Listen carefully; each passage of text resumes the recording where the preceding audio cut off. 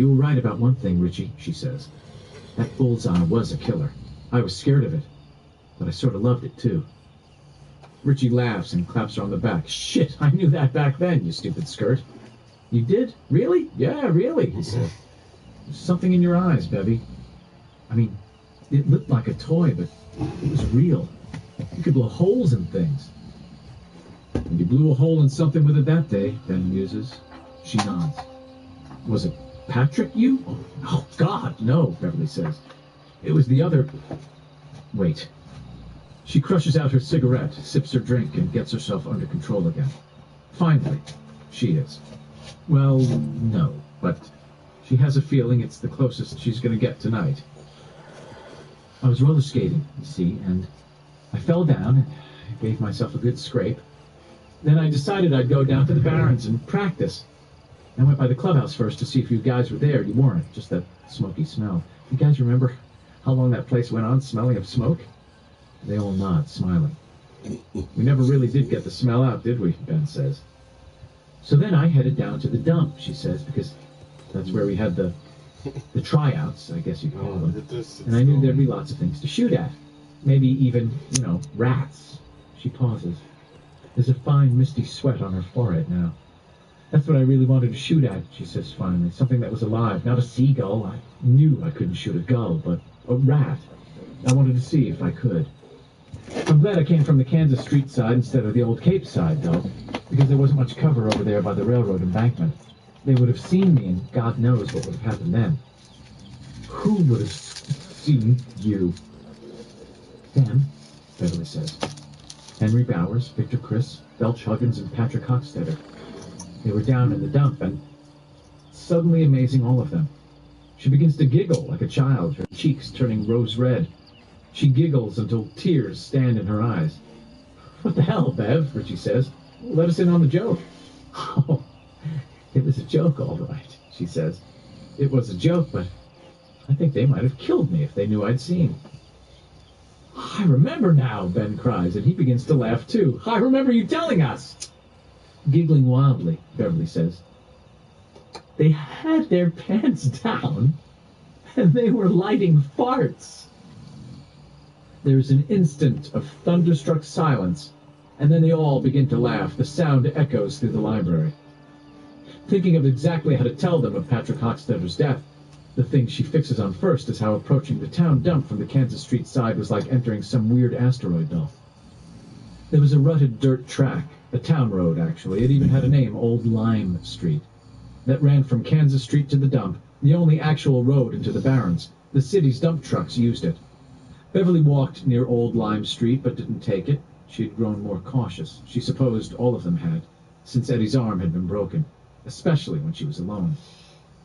She wove her way through the heavy undergrowth, skirting a patch of poison ivy with its reddish, oily leaves, smelling the dump's smoky rot, hearing the seagulls. On her left, through occasional breaks in the foliage, she could see Old Lime Street. The others are looking at her, waiting. She checks her cigarette pack and finds it empty. Wordlessly, Richie tosses her one of his. She lights up, looks around at them, and says, heading toward the dump from the Kansas Street side, a little like 2. Entering some weird asteroid belt. The dumpoid belt. At first, there was nothing but the underbrush growing from the spongy ground underfoot. And then you would see your first dumpoid. A rusty can that had once contained Prince spaghetti sauce, maybe, or an Yes OK soda bottle crawling with bugs, attracted by the... You don't know. Yeah. Sweet, sticky remains of cream soda, or birch beer. Then there would be a bright wink of sun kicking off a scrap of tinfoil caught in a tree. You might see a bed spring or a trip over it if you weren't watching where you were going. Or a bone some dog had carried away, gnawed, and dropped. The dump itself wasn't so bad. Was, in fact, sort of interesting, Beverly thought. What was nasty and sort of creepy was the way it had of spreading, of creating this dumpoid belt. She was getting closer now. The trees were bigger, mostly firs, and the bushes were thinning out. The gulls cheeped and cried in their shrill, querulous voices, and the air was smudgy with the smell of burning. Now, on Beverly's right, leaning at an angle against the base of a spruce tree, was a rusty Amana refrigerator. Beverly glanced at it, thinking vaguely of the state policeman who had visited her class when she had been in the 3rd grade. He had told them that such things as discarded refrigerators were dangerous. A kid could climb into one while playing hide-and-go-seek, for instance, and smothered to death inside. Although, why anyone would want to get in a scroungy old, she heard a shout. So close it made her jump, followed by laughter. Beverly grinned. So they were here. They had left the clubhouse because of the smoky smell and had come down here. They were maybe breaking bottles with rocks, maybe just dump picking. She began to walk a little faster, the nasty scrape she had gotten earlier now forgotten in her eagerness to see them. To see him, with his red hair so much like hers. To see if he would smile at her in that oddly endearing one-sided way of his. She knew she was too young to love a boy, too young to have anything but crushes, but she loved Bill just the same. And she walked a little faster, her skates swinging heavily from her shoulder, the sling of his bullseye beating soft time against her left buttock. She almost walked into them, before realizing it wasn't her gang at all, but Bowers. That's my lady. She walked out of the screening bushes, and the dump's steepest side lay about 70 yards ahead, a twinkling avalanche of junk lying along the high angle of the gravel pit. Mandy Fazio's bulldozer was off to the left. Much closer in front of her was a wilderness of junked cars. At the end of each month, these were crushed and hauled off to Portland for scrap. But now there were a dozen or more, some sitting on bare wheel rims, some on their sides, one or two lying on their roofs like dead dogs. They were arranged in 2 rows, and Beverly walked down the rough, trash-littered aisle between them like some punk bride of the future, wondering idly if she could break a windshield with a bullseye. One of the pockets of her blue shorts bulged with the small ball bearings that were her practice animals. The voices and laughter were coming from beyond the junked-out cars and to the left, at the edge of the dump proper. Beverly rounded the last one, a Studebaker with its entire front end missing. Her hail of greeting died on her lips. The hand she had put up to wave did not exactly fall back to her side. It seemed to wilt. Her first furiously embarrassed thought was, oh dear God, why are they all naked? This was followed by the scary realization of who they were. She froze there in front of the half-Studebaker with her shadow stapled to the heels of her low-topped sneakers. For that one moment she was totally visible to them. If any of the 4 had looked up from the circle they were squatting in, he could not have missed her. A girl of slightly more than medium height, a pair of skates over one shoulder, the knee of one long, coltish leg still oozing blood, her mouth slack-jawed, her cheeks scarlet. Before darting back behind the Studebaker, she saw that they weren't entirely naked after all. They had their shirts on, and their pants and underpants were simply pulled down to their shoe tops, as if they had to go number 2. In her shock, Beverly's mind had automatically reverted to the euphemism she had been taught as a toddler. Except whoever heard of 4 boys going number 2 at the same time? Once out of sight again, her first thought was to get away fast. Her heart was pumping hard, her muscles heavy with adrenaline. She looked around, seeing what she hadn't bothered to notice walking up here when she had thought the voices she heard belonged to her friends. The row of junked cars on her left was really pretty thin.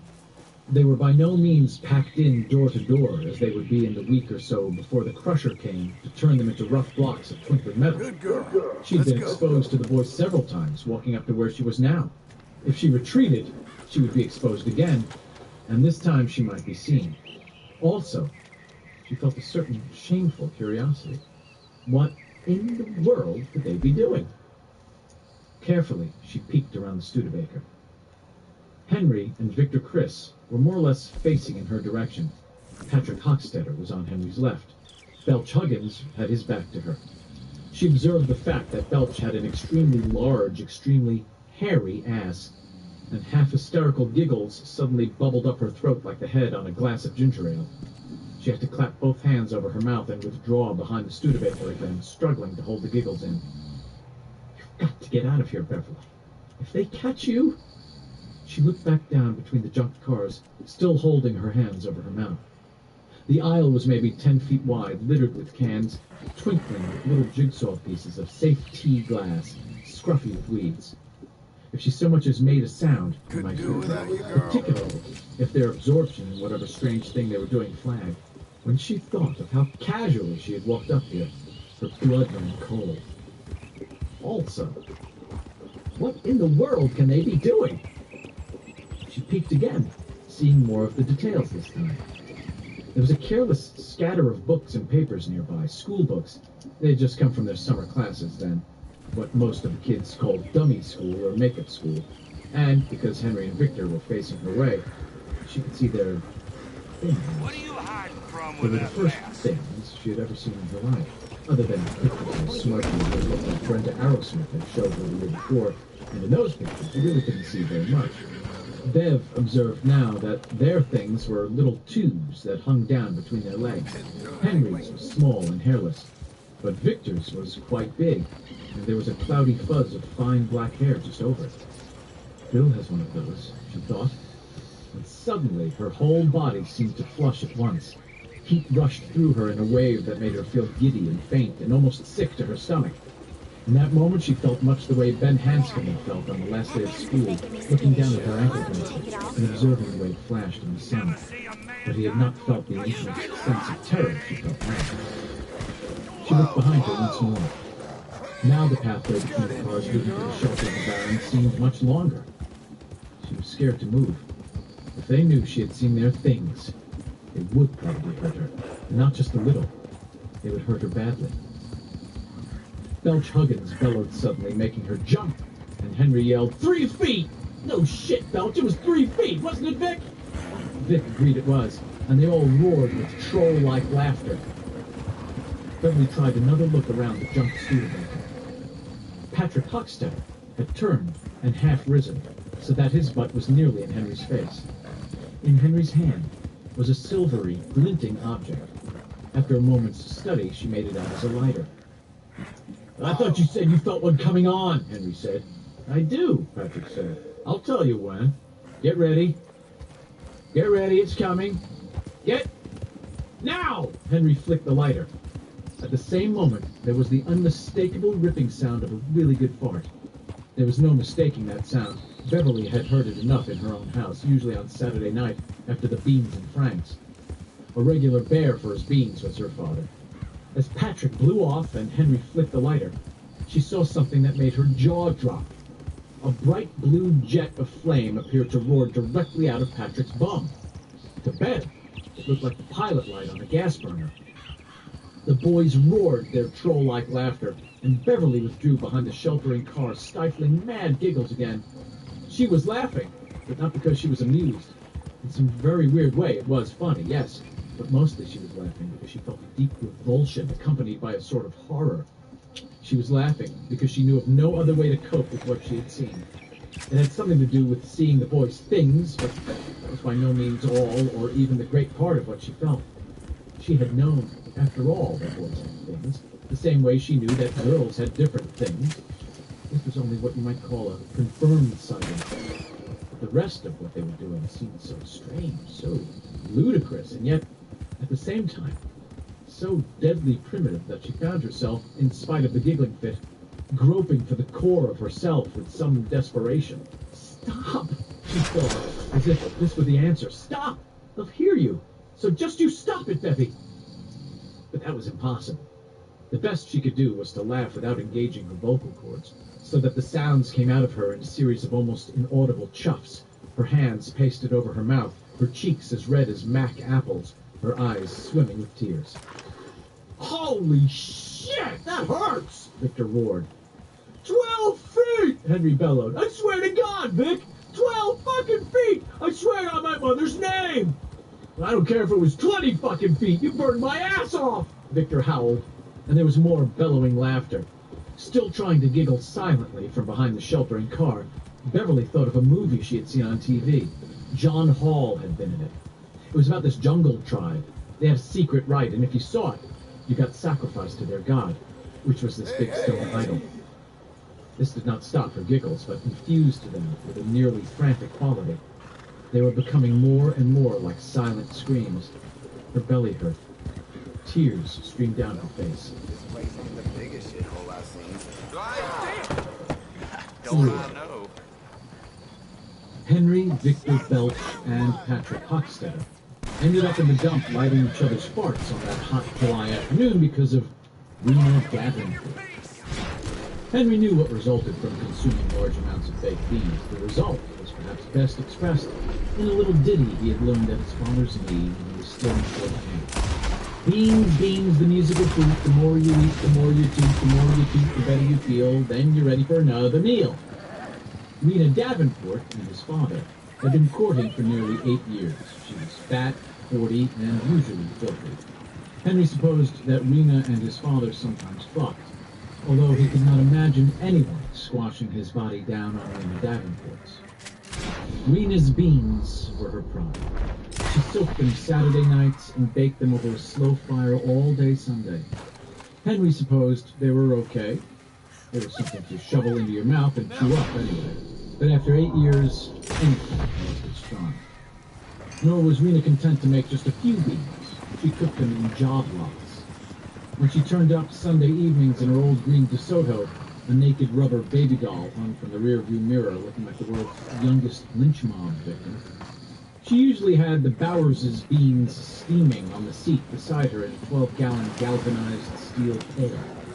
The three of them would eat the beans that night, Rena raving about her own cooking all the while, crazy Butch Bowers grunting and mopping up bean juice with a piece of Sunny Boy bread, or simply telling her to shut up if there was a ball game on the radio.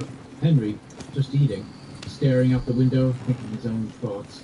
It was over a plate of Sunday night beans that he had conceived the idea of poisoning Mike Hanlon's dog, Mr. Chips. And Butch would reheat a mess of them the next night. On Tuesdays and Wednesdays, Henry would take a cup full of them to school. By Thursday or Friday, neither Henry nor his father could eat any more. The house's 2 bedrooms would smell of stale farts in spite of the open windows. Butch would take the remains and mix them into the other slops and feed them to Bip and Bop, the Bowers' 2 pigs. Rena would like as not show up the following Sunday with another steaming pail, and the cycle would start all over again. That morning, Henry had put up an enormous quantity of leftover beans, and the 4 of them had eaten a whole lot at noon, sitting out on the playground in the shade of a big old elm. They had eaten until they were nearly bursting. It had been Patrick who suggested they go down to the dump, which would be fairly quiet in the middle of a working day summer afternoon. By the time they arrived, the beans were doing their work quite nicely. 4. Little by little, Beverly got herself under control again. She knew she had to get out. Beating a retreat was ultimately less dangerous than hanging around. They were absorbed in what they were doing, and even if worst came to worst, she could get a head start. And, in the back of her mind, she had also decided that if worst came to terrible, a few shots from the bullseye might discourage them. She was about to begin creeping away when Victor said, "I gotta go, Henry. My dad wants me to help him pick corn this afternoon." "Oh, shit," Henry said. "He'll live." "No, he's mad at me because of what happened the other day." "Fuck him if he can't take a joke." Beverly listened more closely now, suspecting it might be the scuffle which had ended with Eddie's broken arm that they were talking about. "No, I gotta go." "I think his ass hurts," Patrick said. "Watch your mouth, fuckface," Victor said. "It might grow on you." "But I gotta go too," Belch said. "Your father wants you to pick corn?" Henry asked angrily. This was what might have passed for a jest in Henry's mind. Belch's father was dead. "No, but I got a job delivering the Weekly Shopper. I gotta do that tonight." "What's this Weekly Shopper crap?" Henry asked, now sounding upset as well as angry. "It's a job," Belch said with ponderous patience. "I make money." Henry made a disgusted sound, and Beverly risked another peek around the car. Victor and Belch were standing, buckling their belts. Henry and Patrick were still squatting with their pants down. The lighter glinted in Henry's hand. "You're not chickening out, are you?" Henry asked Patrick. "Nope," Patrick said. "You don't have to pick corn or go do some pussy job." "Nope," Patrick said again. "Well," Belch said uncertainly. "See you around, Henry." "Sure," Henry said, and spat near one of Belch's clod-hopping work shoes. Vic and Belch started off together toward the 2 rows of wrecked cars, toward the Studebaker behind which Beverly was crouching. At first, she could only cringe, frozen with fear like a rabbit. Then she slid around the left side of the speedbreaker and back down the gap between it and the battered doorless Ford next to her. For a moment she paused, looking from side to side, hearing them approach. She hesitated, her mouth cottony dry, her back itchy with sweat. A part of her mind was numbly wondering how she'd look at a cast like Eddie's, with the loser's name signed on it. Then she dived into the Ford on the passenger side. She curled up on the filthy floor mat, making herself as small as possible. It was boiling hot inside the junked-out Ford, and it smelled so thickly of dust, rotting upholstery, and elderly rat crap that she had to struggle grimly to keep from sneezing or coughing. She heard Belch and Victor pass close by, talking in low voices. Then it was on. She sneezed 3 times, quickly and quietly, into her cupped hand. She supposed she could go now, if she was careful. The best way to do it would be to shift over to the driver's side of the Ford, sneak back to the aisle, and then just do a fade. She believed she could manage it, but the shock of almost being discovered had robbed her of her courage, at least for the time being. She felt safer here in the Ford, and maybe, now that Victor and Belch had gone, the other 2 would also go soon. Then she could go back to the clubhouse. She'd lost all interest in target shooting. You gonna let me? You gonna let me fence my wagon now, or what? Hurry up and go! Hurry up and go, please! A moment later, she heard Patrick roar with mixed laughter and pain. 6 feet! Henry bellowed. Just like a fucking blowtorch, swear to God! Silence then for a while. Sweat trickling down her back. The sun beating through the Ford's cracked windshield on the nape of her neck. Heaviness in her blanket. Henry bellowed so loud that Beverly, who had been close to dozing in spite of her discomfort, almost cried out herself.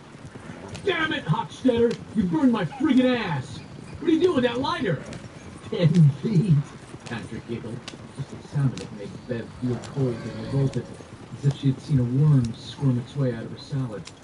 10 feet if it was an inch, Henry. Bright blue. 10 feet if it was an inch, swear to God. Give me that, Henry blared. Come on, you stupid nicks. Go, get out. When Patrick spoke again, his voice was so low, Bev could barely hear it. If there had been the slightest breath of wind on the air that day. I was hoping you'd be taking this off my hands.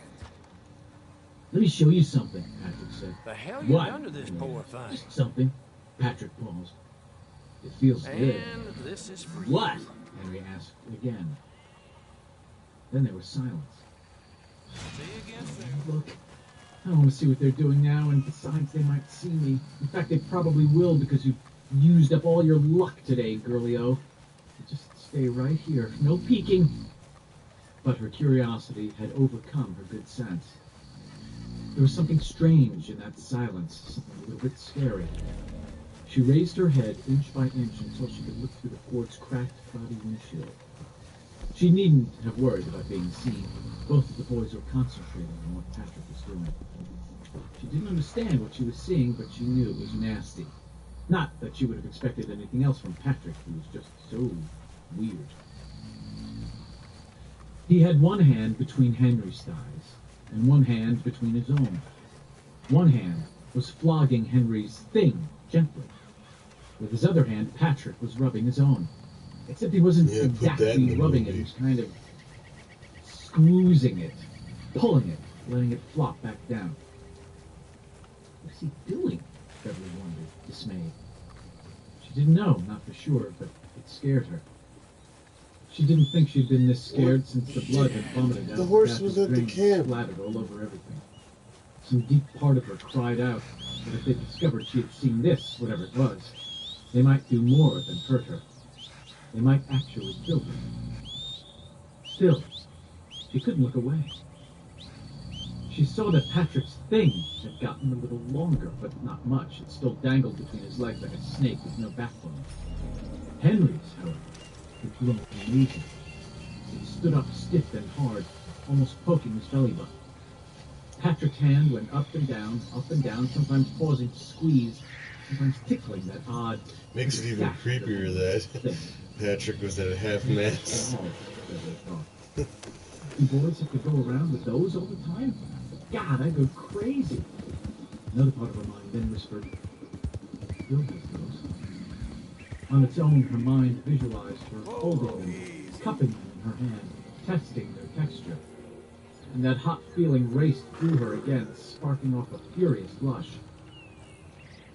Henry stared at Patrick's hand as if hypnotized. His lighter lay on the rocky screen beside him, reflecting hot afternoon sun. Want me to put it in my mouth? Patrick asked. His big, livery lips smiled complacently. Hey, Oh? Henry asked, as if startled from some deep dream. Put it in my mouth if you want. I don't... Henry's hand flashed out, half-curled, not quite a fist. Patrick was knocked, sprawling. His head thudded on the gravel. Beverly dived down again, her heart crashing in her chest, her teeth locked against a little wrinkled moon. After knocking Patrick down, Henry had turned, and for a moment, just before she dropped back into her little huddled ball on the passenger side of the drive shaft hump, it seemed that her eyes and Henry's had locked. Please, God, the sun was in his eyes, she prayed. Please, God, I'm sorry I peeked. Please, God. There was an agonizing pause. Her white blouse was plastered to her body with sweat. Droplets like seed pearls gleamed on her tanned arms. Her bladder throbbed painfully. She felt that very soon she would wet her pants. She waited for Henry's furious, crazy face to appear in the opening where the Ford's passenger door had been. Sure, it was going to happen. How could he have missed seeing her? He would drag her out and hurt her. He would... A new and even more terrible thought occurred to her. And once again, she had to engage in a painful, crampy struggle to keep from wetting her pants. Suppose he did something to her with his thing. Suppose he wanted her to put it in her somewhere. She knew where it was supposed to go, all right. It seemed that knowledge had suddenly sprung into her mind full-blown. She thought that if Henry tried to put his thing in her, she would go crazy. Please, no. Please, God, don't let him see me, please, okay? Then Henry spoke, and to her growing horror, his voice was coming from someplace much closer. Let him go for that queer stuff. From farther off, Patrick's voice. You liked it. I didn't like it, Henry shouted. If you tell anyone I did, I'll kill you, you fucking little pansy. You got a boner, Patrick said. He sounded like he was smiling.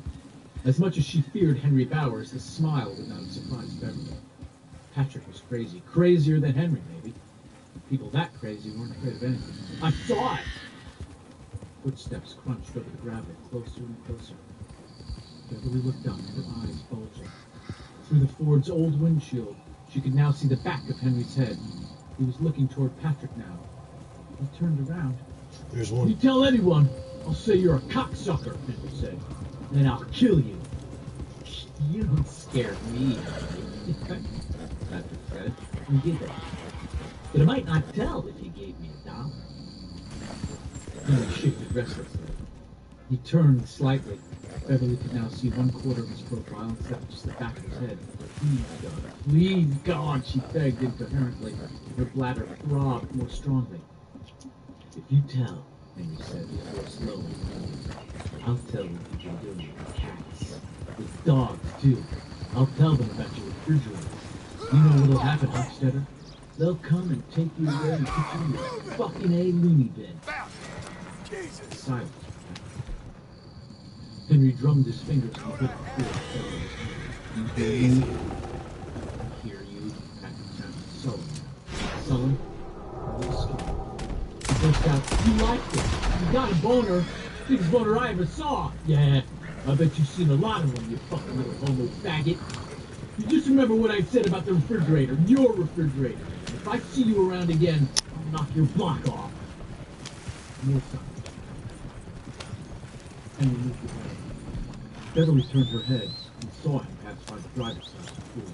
If he had looked to his left, even a little bit, he would have seen her. He looked. A moment later, she heard him heading off the way Victor and Belch had gone. Now there was just Patrick. Beverly waited, but nothing happened. 5 minutes dragged by. Her need to urinate was now desperate. She might be able to hold out for another 2 or 3 minutes, but no more. And it made her uneasy not to know for sure where Patrick was. She peeked through the windshield again and saw him just sitting there. Henry had forgotten his lighter. Patrick had put his school books back into a small canvas carrier sack and had slung it around his neck like a newsboy's, but his pants and underpants were still down around his ankle. He was playing with the lighter. He would Nice spin little the wheel score. to produce a flame that was almost invisible in the bright day, snap the lighter closed, and then start all over again. It seemed hypnotizing. A line of blood ran from the corner of his mouth to his chin, and his lips were swelling up at the right time. He seemed not to notice. Once again, Beverly felt him squirming as if it were motion. Patrick was crazy, all right. She'd never in her life wanted so badly to get away from someone. Moving very carefully, she crawled backward over the Ford's drive shaft pump and squeezed under the steering wheel. She put her feet out on the ground and crept to the back of the Ford. Then she ran quickly back the way she had come. When she had entered the pines beyond the junked cars, she looked back over her shoulder. Got something here for you. The dump dozed in the sun. She felt the bands of tension around her chest and stomach loosen with relief.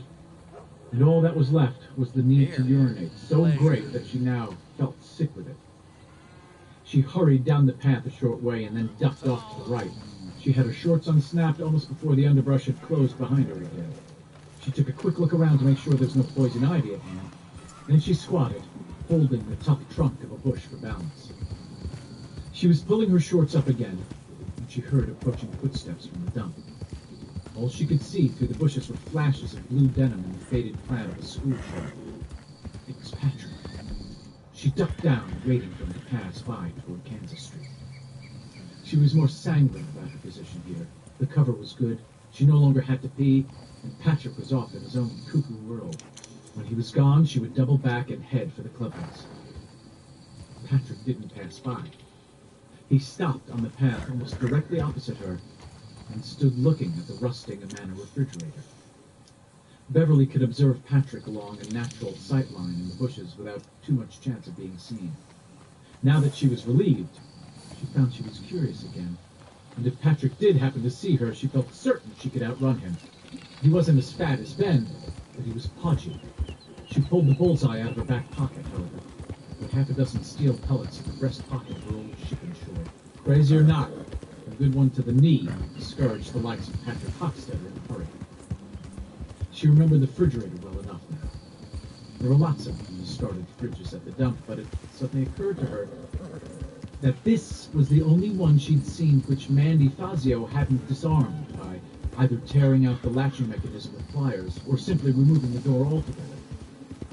Patrick began to hum and sway back and forth in front of the rusty old refrigerator, and Beverly felt a fresh chill course through her. It was like a guy in a horror movie trying to summon a dead body out of the crypt. What's he up to? If she had done that, or Patrick finished. Watch it. By the driftwood, What's your and goddamn opened problem? the dead around the rusty door. Want your hide? On away as fast as she could. And then Nope. Not even Mike Hamlin had the slightest idea of how crazy Patrick Hockstetter really was. He was 12, a son of a painter. His mother was a devout Catholic who had died of breast cancer in 1962, 4 years after Patrick was consumed by the dark entity which existed in and below the area. Although his IQ tested out as low normal, Patrick had already repeated 2 grades, the first and third. He was taking summer classes this year, so he would not have to repeat the 5th as well. His teachers found him an apathetic student. This several of them noted on the bare 6 lines of the Derry Elementary School's report cards reserved for teachers' comments. And a rather disturbing one as well, which none noted. Their feelings were too vague, too diffuse to be expressed in 60 lines, let alone 6. If he had been born 10 years later, a guidance counselor might have steered him toward a child psychologist who might, or might not, Patrick was far more clever than his lackluster IQ results indicated, have realized the frightening depth. I forgot to look in the trunk. Thought you might be interested. He was a sociopath, and perhaps by that hot July in 1958, he'd become a full-fledged psychopath. How the hell you get it He so could not beat remember up? a time when he had believed that other people any other living creatures for that matter, were real. He believed himself to be an actualist, probably the only one in the universe, but was by no means convinced that his actuality made him real. He had no sense of hurting, exactly, and no real sense of being hurt. His indifference to being struck in the mouth by Henry in the dump was a case in point. But while he found reality a totally meaningless concept, he understood the concept of rules perfectly.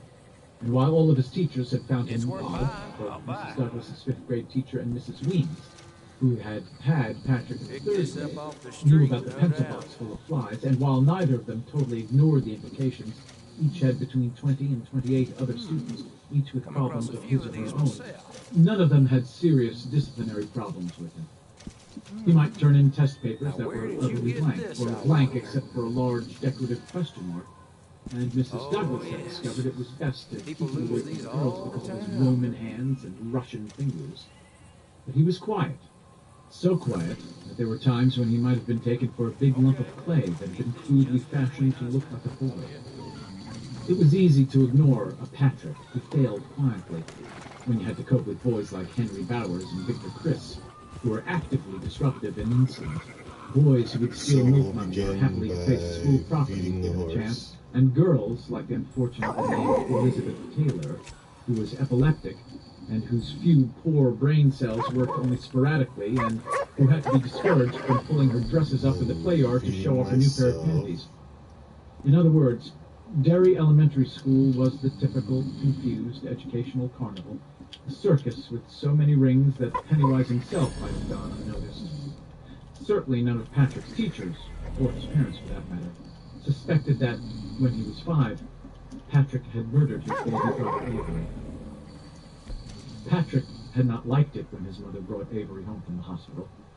He didn't care, or so he at first told himself, if his parents had 2 kids, 5 kids, or 5 dozen kids, as long as the kid or kids didn't alter his own schedule. But he found that Avery did. Meals came late. The baby cried in the night and woke him up. It seemed that his parents were always hanging over his crib, and often, when he tried to get their attention, he found that he could not. For one of the few times in his life, Patrick became frightened. It occurred to him that if his parents had brought him, Patrick, home from the hospital, and if he was real, then Avery might be real too. It might even be that when Avery got big enough to walk and talk, to bring in his father's copy of the Derry News from the front step, and to hand his mother the bowls when she baked bread, he might decide to get rid of Patrick altogether. It was not that he feared they loved Avery more, although it was obvious to Patrick that they did love him more, and in this case his judgment was probably correct. What he cared about was, 1, the rules that were being broken or had changed since Avery's arrival, 2, Avery's possible reality, and 3, the possibility that they might throw him out in favor of Avery. Patrick went into Avery's room one afternoon around 2:30, shortly after the school bus had dropped him off from his afternoon kindergarten session. It was January. Outside, snow was beginning to fall. A powerful wind boomed across McCarran Park and rattled the frosty upstairs storm windows. His mother was napping in her bedroom. Avery had been fussy all the previous night. His father was at work. Avery was sleeping on his stomach, his head turned to one side. Patrick, his moon face expressionless, turned Avery's head so his face was pressed directly to the pillow. Avery made a snuffling noise and turned his head back to the side. Patrick observed this and stood thinking about it while the snow melted off his yellow boots and puddled on the floor. Perhaps 5 minutes passed. Quick thinking was not Patrick's specialty.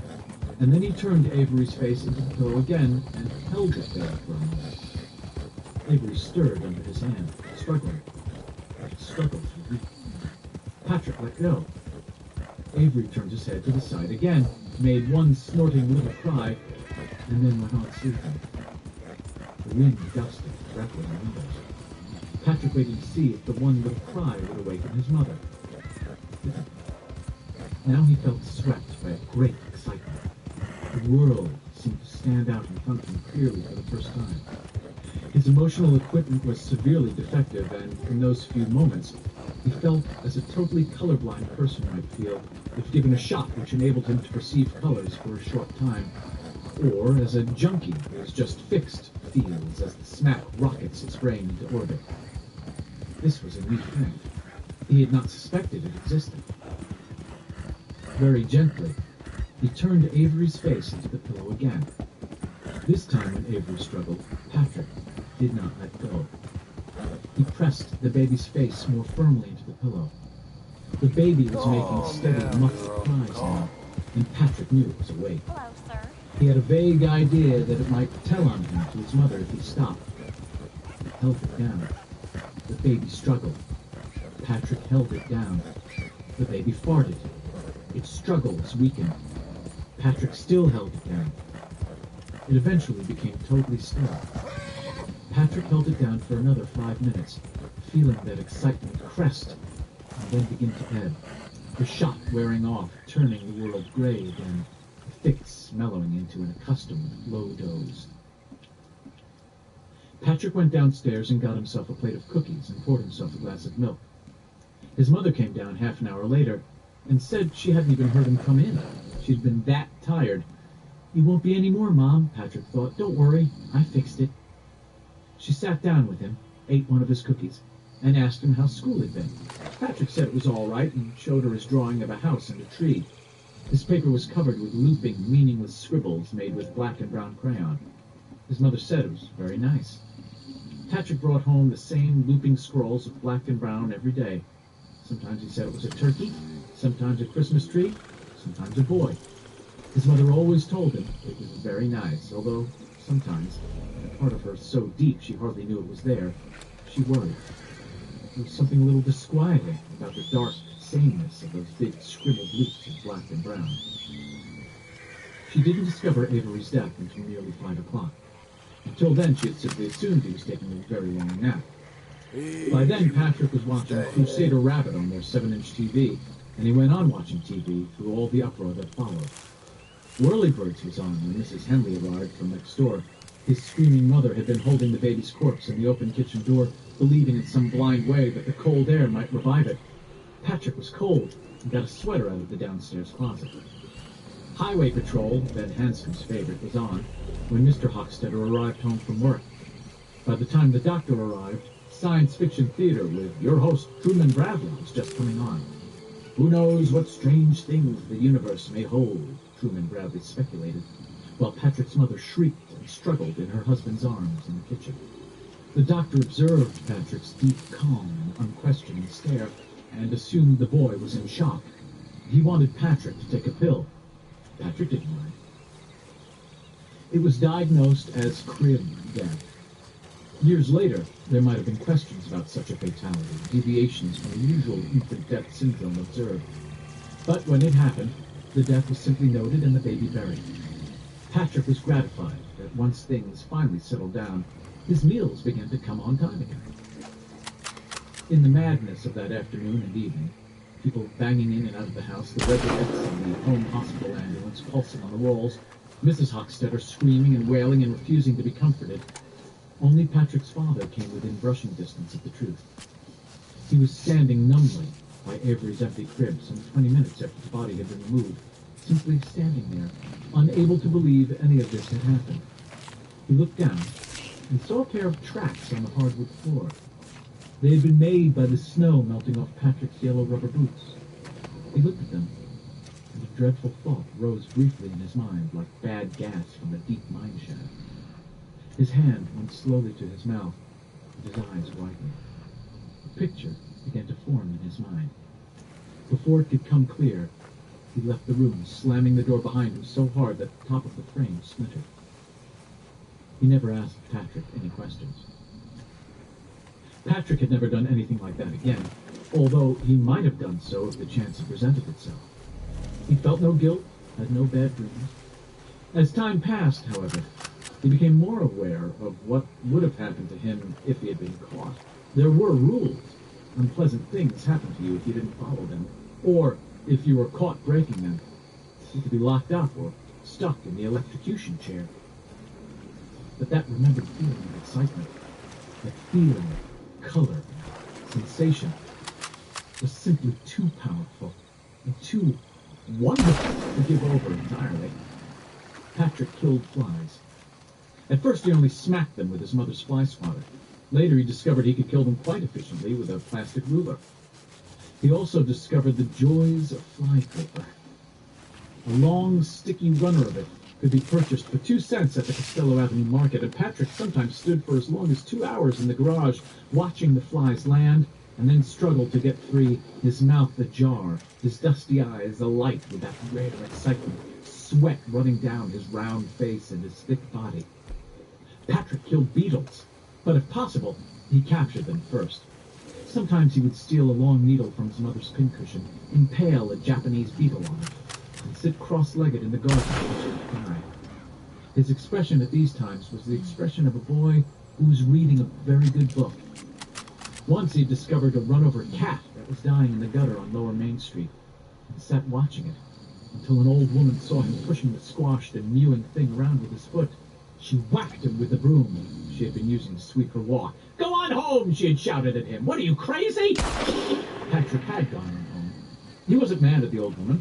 He'd been caught breaking the rules, that was all. Then, last year, it would not have surprised Mike Hanlon or any of the others at that point to have known that it was, in fact, on the same day that George Denbrough had been murdered.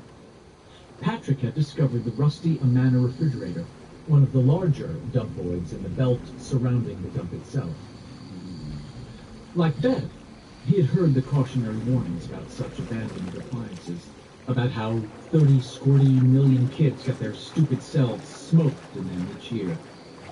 Patrick had stood looking at the refrigerator for a long time, idly playing pocket food with himself. That excitement was back, stronger than it had ever been, except for the time he had fixed Abel. The excitement was back because, in the chilly yet fuming wake that passed through his mind, Patrick Hochstetter had had an idea. The Lucys, who lived 3 houses down from the Hochstetters, missed their cat, Bobby, a week later. The Luce kids, who couldn't remember a time when Bobby hadn't been there, spent hours combing the neighborhood for him. They even pooled their money and put an ad in the Derry News Lost and Found column. Nothing came of it. And if any of them had seen Patrick that day, bulkier than ever in his mothball-smelling winter parka, after the floodwaters receded in that fall of '57, it had come off bitterly cold almost at once, carrying a cardboard carton, they would have thought nothing of it. The Engstroms, a block over and almost directly behind the Hochstetter home, lost their cocker pup about 10 days before Thanksgiving. Other families lost dogs and cats over the next 6 or 8 months, and Patrick, of course, had taken them all, not to mention a dozen unremarked strays from the Hell's half-acre area of Derry. He put them into the rusty Amana near the dump, one by one. Each time he brought another animal down, his heart thundering in his chest, his eyes hot and watery with excitement, he would expect to find that Mandy Fazio had pulled the Amanda's latch or popped the hinges with his sledgehammer. But Mandy never touched that particular refrigerator. Perhaps he didn't realize it was there. Perhaps the force of Patrick's will kept him away. Or perhaps some other force did that. The Engstrom's cocker lasted the longest. In spite of the single-number cold, it was still alive when Patrick came back for the third time in as many days, although it had lost all of its twistiness, had been wagging its tail and lapping his hands frantically as the original and stuffed it into the refrigerator. When he came back a day after putting it in, the puppy had damn near gotten away. Patrick had to chase it almost all the way to the dump before he was able to jump it and get hold of one rear leg. This is the saddest The part puppy of the had whole nipped book. Patrick with its sharp little teeth. Patrick didn't mind. In spite of the nips, he had taken the cocker back to the refrigerator and bundled it back in. He had a hard Puts a on. puppy in a This was refrigerator. not Who puts a uncommon. puppy in a refrigerator, man? On the second day, the puppy had tried to get out again, but it moved much too slowly. Patrick shoved it back in, slammed the Amanda's rusty door, and leaned against it. He could hear the puppy scratching against the door. He could hear its muffled whines. "Good dog," said Patrick Hochstetter. His eyes were closed and he was breathing fast. "That's a good dog." On the third day, the puppy could only roll its eyes toward Patrick's face when the door opened. Its sides were heaving rapidly and shallowly. When Patrick returned the next day, the cocker was dead, with a cake of foam frozen around its mouth and muzzle. This made Patrick think of coconut popsicles, and he laughed quite hard as he hauled the frozen corpse from his killing bottle and threw it in the bushes. The supply of victims, which Patrick thought of when he thought of them at all as test animals, had been thin this summer. Questions of reality aside, his sense of self-preservation was well developed, his intuition exquisite. He suspected he was suspected. By whom, he was not sure. Mr. Engstrom, perhaps?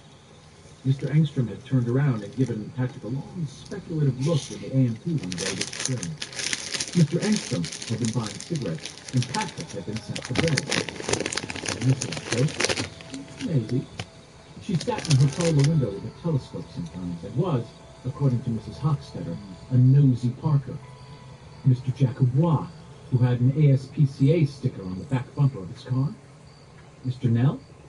Someone else? Patrick didn't know for sure, but his intuition told him he was suspected, and he never argued with his intuition. He had taken a few wandering animals from among the rotted tenements in the half-acre, picking only those that looked thin or diseased, but that was all. He discovered, however, that the refrigerator near the dump had gotten an oddly powerful hold over him. He began to draw pictures of it on his board. He sometimes dreamed of it at night, and in his dreams, the Amana was perhaps 70 feet tall, a whited sepulchre, a ponderous crypt iced in the chilly moonlight. In these dreams, the giant door would swing open, and he would see huge eyes staring out at him. He would awake in a cold sweat, but he found he could not give up the joys of the refrigerator entirely. Today, he finally found out who had suspected. Bowers. Knowing that Henry Bowers held the secret of his killing bottle in his hands, left Patrick as close to panic as he was ever apt to get. This was not very close at all, in truth, but he still found this, not fear exactly, but mental unrest, oppressive and unpleasant. Henry knew that Patrick sometimes broke the rules. His latest victim had been a pigeon he discovered on Jackson Street 2 days ago. The pigeon had been struck by a car and couldn't fly. Patrick went home, got his box out of the garage, and put the pigeon inside. The pigeon pecked the back of Patrick's hand several times, leaving shallow, bloody digs. Patrick didn't mind. When he checked the refrigerator the next day, the pigeon had been quite dead, but Patrick hadn't removed the corpse then. Now, following Henry's threat to tell, Patrick decided he'd better get rid of the pigeon's body right away. Perhaps he would even get a bucket of water and some rags and scrub out the interior of the refrigerator. It didn't smell very good. If Henry told, and Mr. Nell came down to check, he might be able to tell that something, several somethings in fact, had died in there. If he tells, Patrick thought, standing in the grove of pines and licking the rusty manna, I'll tell that he broke Eddie Kasprack's arm. Of course, they probably knew that already, but they couldn't prove anything because all of them said they had been playing out at Henry's house that day, and Henry's crazy father backed them up. But if he tells, I'll tell. Tit for tat. Never mind that now. What he had to do now was get rid of the bird. He would leave the refrigerator door open, and then come back with the rags and the water and clean it up. Good. Patrick opened the refrigerator door on his own death. At first he was simply puzzled, unable to cope in any way with what he was seeing. It meant nothing to him at all. It had no context. Patrick merely stared, his head cocked to one side, his eyes wide.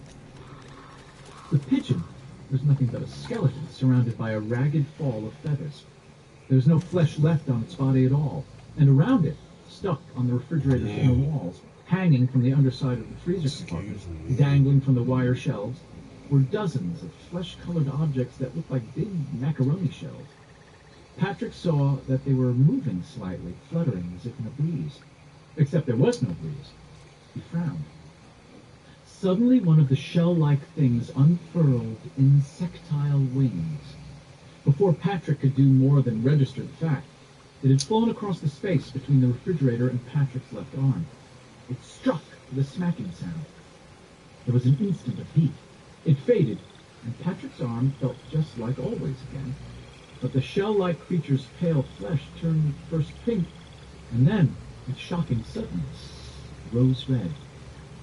Although Patrick was afraid of almost nothing in the commonly understood sense of the word, it's hard to be afraid of things that aren't real. There was at least one thing that filled him with wretched loathing. He had come out of Brewster Lake one warm August day, when he was 7, to discover 4 or 5 leeches clinging to his stomach and legs. He had screamed himself hoarse until his father had pulled them off. Now, in a deadly burst of inspiration, he realized that this was some weird kind of flying leech that had infested his refrigerator. Patrick began to scream and beat at the thing on his arm. It had swelled to nearly the size of a tennis ball. At the third blow, it broke open with a sickening squeak sound.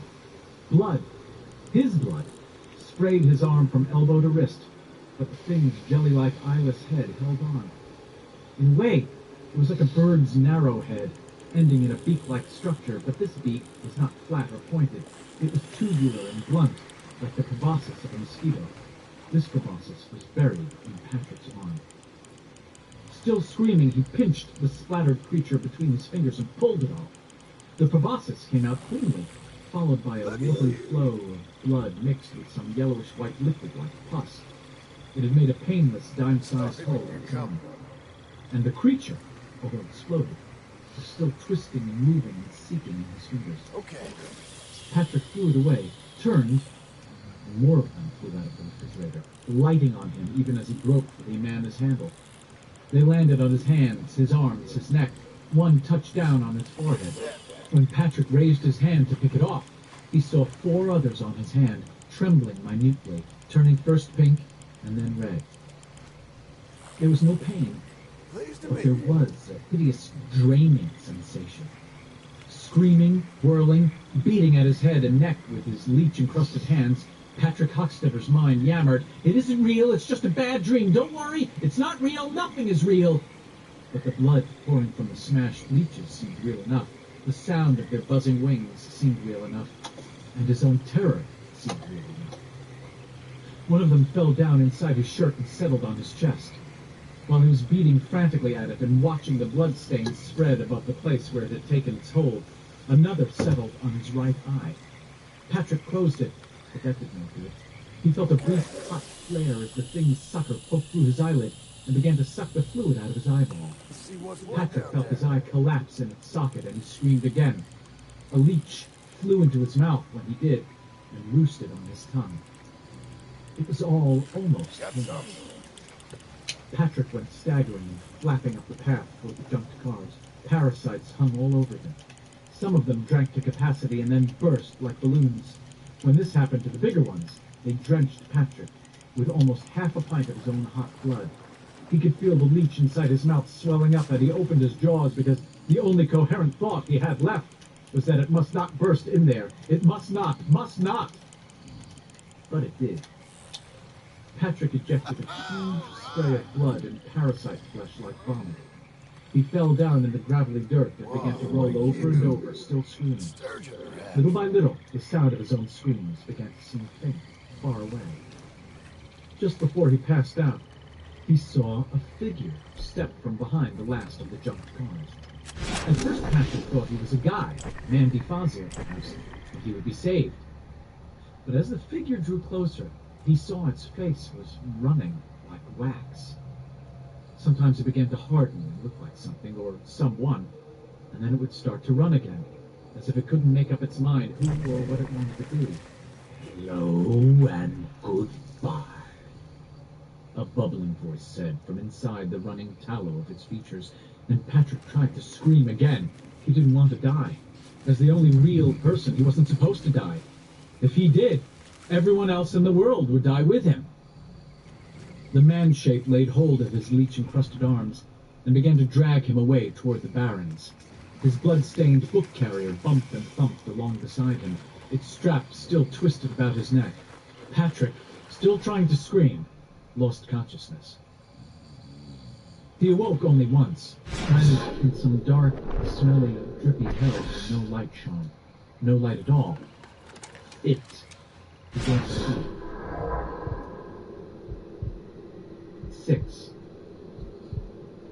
At first, Beverly was not entirely sure what she was seeing or what was happening, only that Patrick Hochstetter had begun to thrash and dance and scream.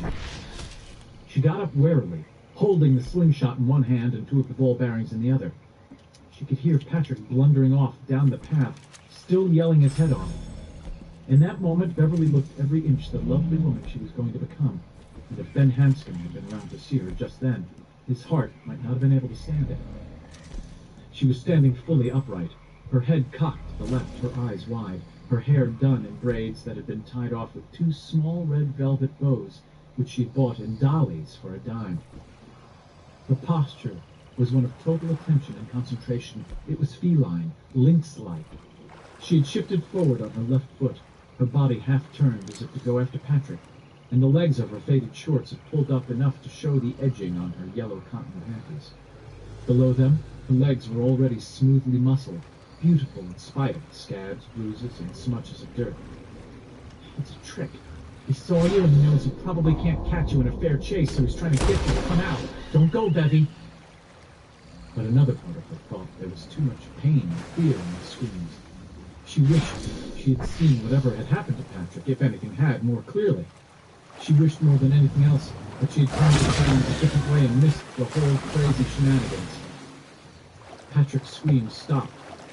A moment later, Beverly heard someone speak, but she knew that had to be her imagination. She heard her father say hello and goodbye. Her father wasn't even in Derry that day. He had set off for Brunswick at 8 o'clock.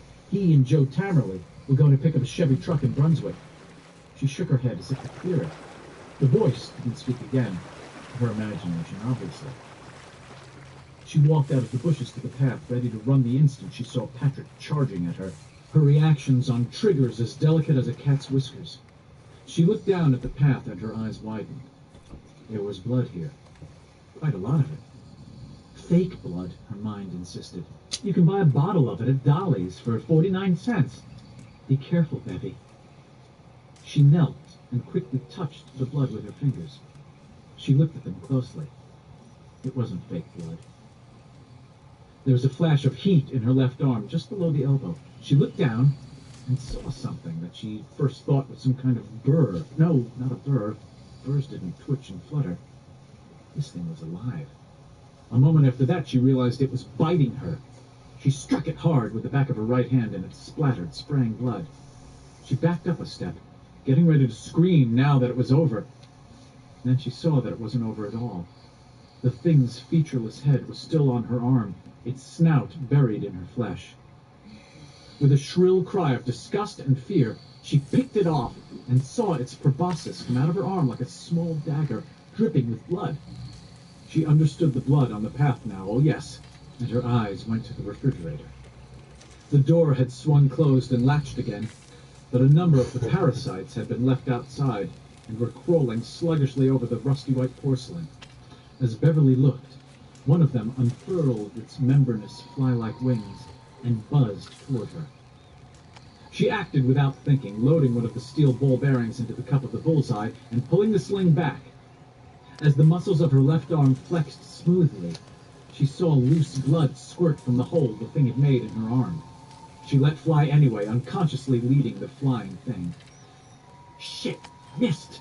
She thought, as the bullseye snapped and the ball bearing flew, a glittering chunk of light in the hazy sun. And she would later tell the other losers that she knew she had missed it, the same way a bowler knows he has missed the strike as soon as a bad ball leaves his hand. But then she saw the ball bearing curve. It happened in a split second, but the impression was very clear. It had curved. It struck the flying thing and splattered it to mush. There was a shower of yellowish droplets which pattered on the path. Beverly backed up slowly at first, her eyes huge, her lips trembling, her face a shocked grayish white. Her gaze was pinned to the front of the discarded refrigerator, waiting to see if any of the other things would smell or sense her. But the parasites only crawled slowly back and forth like autumn flies drugged with the cold. At last she turned and ran. Panic beat darkly against her thoughts, but she would not give in to it entirely. She held the bullseye in her left hand and looked back over her shoulder from time to time. There was still blood dappled brightly on the path, and on the leaves of some of the bushes bordering it, as if Patrick had woven from side to side as he ran. Beverly burst out into the area of the junked cars again. Ahead of her, there was a bigger splash of blood, just beginning to soak into the gravelly earth. The ground looked disturbed, darker streaks of earth lined into the powdery white surface. as if there had been a struggle there. Two grooves, about 2.5 feet apart, led away from this spot. Beverly halted, panting. She lifted her arm and was relieved to see that the flow of blood was finally slowing, although her lower forearm and the palm of her hand were streaked and tacky with it. The pain had begun now, a low, steady throb. It felt the way her mouth felt about an hour after the dentist's, when the Novocaine began to wear off. She looked behind again, saw nothing, then looked back at those grooves leading away from the junked cars, away from the dump, and into the barrens. Those things were in the refrigerator. They got all over him. Sure they did. Look at all the blood. It got this far, and then, hello and goodbye. Something else happened. What? She was terribly afraid, she knew. The leeches were a part of it, and they had driven Patrick into another part of it, much as a panic-maddened steer is driven down the chute and into the slaughtering pen. Get out of here. Get out, Bevy! Instead, she followed the grooves in the earth, holding the bullseye tightly in her sweating hand. At least get the others. I will, in a little while. She walked on, following the grooves as the ground sloped down and became softer. She followed them into heavy foliage again. Somewhere a cicada burred loudly, and then unwound into silence. Mosquitoes lighted on her blood-streaked arm. She waved them away. Her teeth were clenched on her lower lip. There was something lying on the ground ahead. She picked it up and looked at it. It was a handmade wallet, the sort of thing a kid might make as a crafts project at a community house. Except it was obvious to Bev that the kid who made this hadn't been much of a craftsman. The wide plastic stitching was already coming unraveled, and the bill compartment flapped like a loose mouth. She found a quarter in the change compartment. The only other thing in the wallet was a library card made out in the name of Patrick Hochstetter. She tossed the wallet aside, library card and all. She wiped her fingers on her shorts. 50 feet farther on, she found a sneaker. The underbrush was now too dense for her to be able to follow the grooves in the earth. She didn't have to be the pathfinder to follow the splashes and drips of blood on the bushes.